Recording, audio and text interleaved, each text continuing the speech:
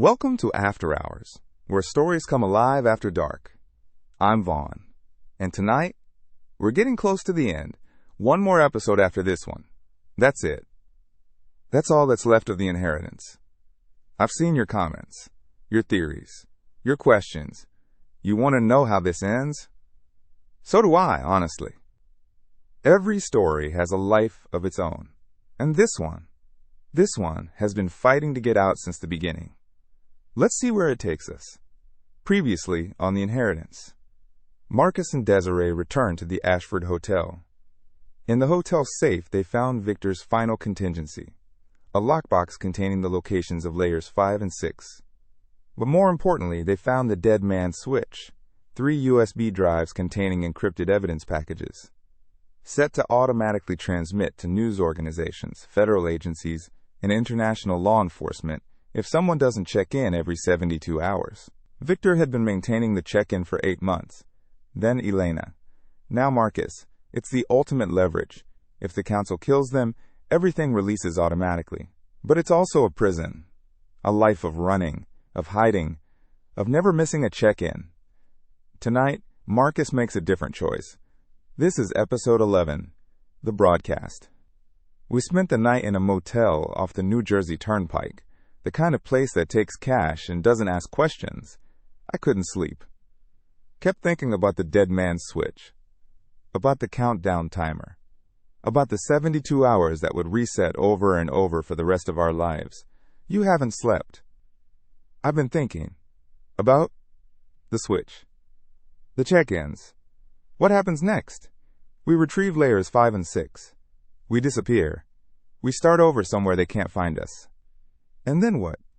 We spend the rest of our lives logging into a server every 3 days, looking over our shoulders, never staying anywhere long enough to build anything? It's not ideal. It's a prison, Desiree, a digital prison. My father built it to protect us, but what kind of life is that? What kind of life are we protecting? What are you saying? I'm saying, what if we stop running? They'll kill us. Maybe. Or maybe we release everything, not as a dead man's trigger, as a choice. We go public. We tell the whole story. We put so much light on this that killing us becomes the worst possible option for the council. That's insane. Is it? Right now, we're the only ones who know, the only witnesses. If we die, the council wins. But if we release everything, if the whole world knows, then killing us doesn't matter anymore. The information is already out. The damage is done. And what about us? We just become public figures? Targets? We're already targets. At least this way, we're targets who've told the truth. You want to burn it all down. I want to finish what my father started. Not hide behind it for the rest of my life. Marcus, you reset the check-in. I saw the confirmation. We need to talk. What's wrong? Nothing's wrong. Everything's clarifying. I want to release the evidence. All of it. Now, you want to what? Trigger the broadcast. But not because we're dead. Because we're choosing to. Marcus, that's not how this works. The dead man's switch is leverage. Insurance. You don't just... I'm tired of leverage, Vera. I'm tired of insurance. I'm tired of living in a state of permanent standoff. My father spent 31 years gathering evidence and never using it. You know why? Because he was always waiting for the perfect moment. The safe moment. The safe moment never comes. It never came for him. It's not going to come for us. And you think going public right now is the answer? I think going public is the only way this ends. One way or another. You understand what you're asking? Once the broadcast goes out, there's no taking it back. The council will be exposed. Hundreds of people will be implicated. Some of them innocent. I know. Careers will be destroyed. Families will be torn apart. People will go to prison. Some of them might take their own lives. I know. And you're okay with that? No. I'm not okay with any of it. But I'm less okay with the alternative. The alternative is 93 faces on a wall. The alternative is Daniel Okonkwo, a 32-year-old prosecutor murdered for doing his job. The alternative is my father, dead in his apartment, killed by people who are still walking free. I'm not okay with that either. When? Today. As soon as we can set it up. Marcus, that's hours away. We need journalists. We need someone credible to receive the evidence and verify it before it goes public. Then find them. I have contacts at the Times, Washington Post, independent investigative journalists who've been working on council-adjacent stories for years. Call them. It won't be anonymous. You know that, right? If you want this to have impact, you need to be the face of it. The son of Victor Cole. The insider who turned. I know, you'll be famous. And hunted. For the rest of your life. Better than hiding. For the rest of my life. Give me 3 hours. I'll set up a secure channel. Find journalists who can move fast. Verify the evidence and publish simultaneously across multiple outlets. 3 hours. And Marcus? Yeah? You should retrieve layers 5 and 6 first. The duplicate evidence. The resources. Once this goes public, you won't be able to move freely anymore. Where's layer 5? First National Bank in Newark. Safe deposit box under your mother's maiden name. Adeyemi. And layer 6? Storage unit in Queens. Same name. Get what you need. Then call me. We'll do this together. First National Bank in Newark. We arrived just after opening. 2 customers who looked like they belonged there. Professional. Calm. Inside, I was anything but calm. How can I help you today? I need to access a safe deposit box. Under the name Adeyemi. Are you the account holder? I'm listed as authorized. Marcus Cole. The account holder was my mother. Let me check our records. Yes, I see it here. Marcus Cole, authorized signatory. I'll just need to see some identification. I handed over my driver's license, the one with my real name on it. In a few hours, that name would be everywhere, on every news channel, in every newspaper.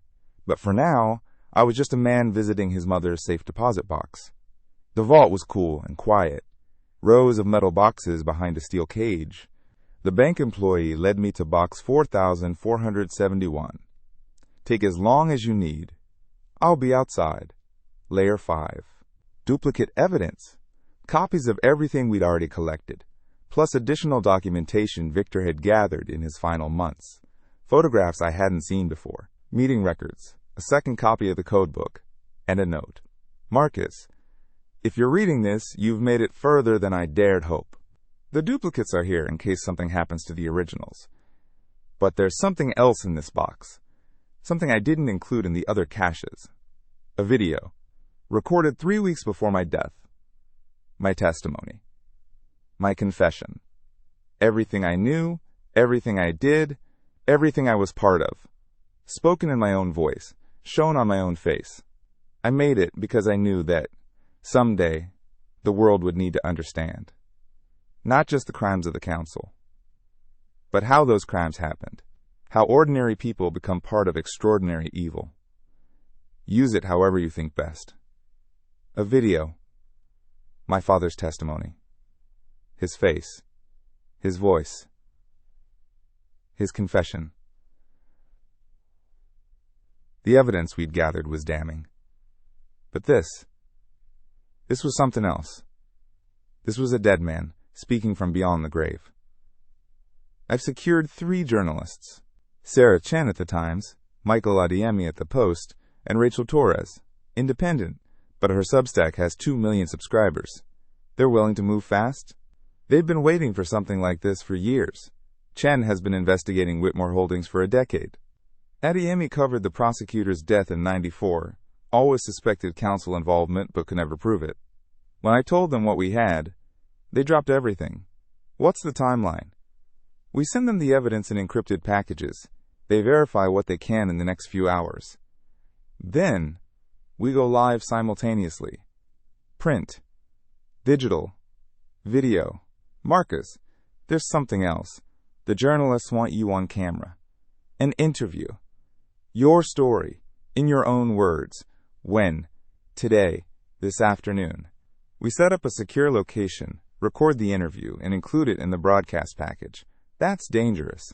Once his face is out there, it's already dangerous. But an interview humanizes a story, makes it harder to dismiss. You're not just a leaker, you're a son, a husband, a man who discovered his father's secrets and chose to do something about it. Where? I have a studio contact in Hoboken. Owes me a favor. We can set up there, record the interview, and transmit everything by 5 p.m. What about Layer 6? The storage unit in Queens? That's resources, cash, passports, escape routes. You might need it after the broadcast, not before. Priority is getting the evidence out. Everything else is secondary. Agreed. Send me the address. Marcus, yeah? After today, everything changes. It's already changed. I know. But this is different. This is permanent. Are you having second thoughts? No. I just want to make sure you're not. Remember what you told me? In the car, on the way to the Ashford, that I don't regret this. You said you married me because you knew that when my walls came down, there would be someone worth knowing on the other side. This is me. Walls down. No more secrets. No more hiding. I'm scared. But I'm also relieved. Does that make sense? It makes perfect sense. The studio in Hoboken was small but professional. Green screen. 3 cameras. Professional lighting. Sarah Chen conducted the interview. She had kind eyes and sharp questions. Mr. Cole, let's start at the beginning. When did you first learn about your father's involvement with the council? November 17th, last year. The day he died. I received a letter, delivered by his attorney, Elena Vance, informing me that I had inherited something. Not money, not property. Evidence. Evidence of what? 50 years of crimes. Financial fraud, political corruption, bribery, blackmail, and murder. Dozens of murders, including the assassination of federal prosecutor Daniel Okonkwo in 1994. Your father was part of this organization for 31 years. He was their accountant. He tracked the money, hid the transactions, made the numbers disappear, and now you're exposing it all. Why? Because silence is complicity. My father stayed silent for 3 decades because he was afraid. Afraid for himself. Afraid for my mother. Afraid for me. That fear kept him trapped. Kept him serving people he knew were monsters. Kept him watching as innocent people were destroyed. I don't want to live like that. I don't want to spend the rest of my life knowing what I know and saying nothing. The people you're exposing, they're powerful. What makes you think this will matter? Because truth matters. Because 93 people are dead and their families deserve to know why. Because the systems that protect the powerful only work when we let them. I'm not naive. I know some of these people will escape justice. I know the lawyers and the lobbyists will work overtime to minimize the damage. I know some of the evidence will be challenged, dismissed, explained away. But they can't explain away all of it. And once people know, once the world sees what's been hiding in plain sight, things change. Not overnight, not completely, but they change. Is there anything you want to say directly to the members of the council? To the 7 principals who ran this organization? Yes, you knew my father. You used him.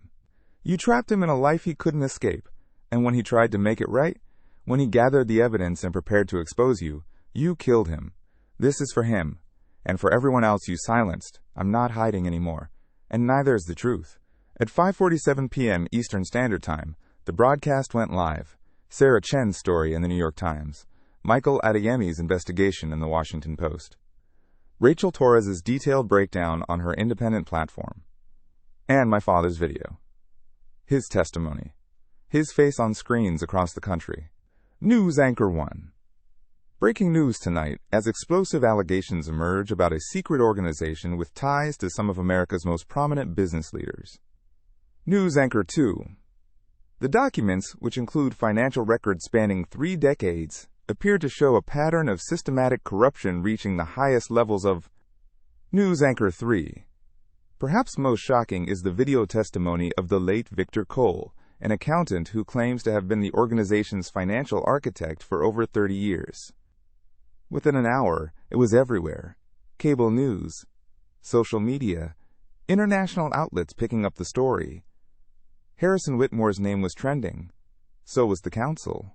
So was mine. We watched from a safe location, a house in rural New Jersey that Vera had arranged, sat in front of a television and watched the world discover what we'd been carrying for days. It's really happening. It's really happening. How do you feel? I don't know. Numb. Terrified. Relieved. Free. Marcus, it's done.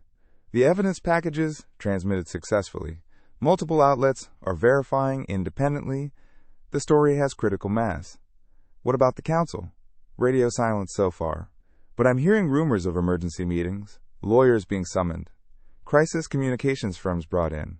They're scrambling. Good, there's something else. The FBI has issued a statement. They're opening an investigation based on the published evidence, independent of the council's people inside the Bureau. This might actually work, Marcus. This might actually bring them down. What about us? You need to disappear for a while. Let the story take on a life of its own. Once the investigations are underway, once people are being arrested and prosecuted, you can emerge. Give more interviews. Testify if needed. And until then, Layer 6, the storage unit in Queens. Cash, passports, everything you need to stay invisible until the dust settles. This isn't over, Marcus. But for the first time in 50 years, the council is on the defensive. And that's because of you. We left the safe house at midnight, drove toward Queens, toward Layer 6, toward whatever came next. Behind us, the world was waking up to the truth. Television screens filled with documents and testimony, social media exploding with revelations. The powerful suddenly finding themselves exposed. Ahead of us. I didn't know. Freedom, maybe. Or danger. Probably both. But for the first time since this started, since the letter, since the wooden box, since my father's ghost reached out from beyond the grave, I felt something other than fear. I felt hope. Whatever came next, we'd face it. Together. In the light instead of the shadows. The broadcast was out. The truth was free. And the world would never be the same. One episode left. Tomorrow night, the inheritance comes to an end. Marcus and Desiree will face the consequences of what they've done. The council will respond, and we'll find out if the truth is really enough to bring down the powerful. I want to thank you. Seriously. You've been with me through 10 episodes now. Every night, showing up, listening, caring about these characters and this story. That means something. Stories don't exist without people to hear them. And you've been here in the dark with me. So tomorrow, let's finish this together. Episode 12. The finale. The Reckoning. I promise you, it's going to be worth the wait. Leave a comment and let me know your predictions.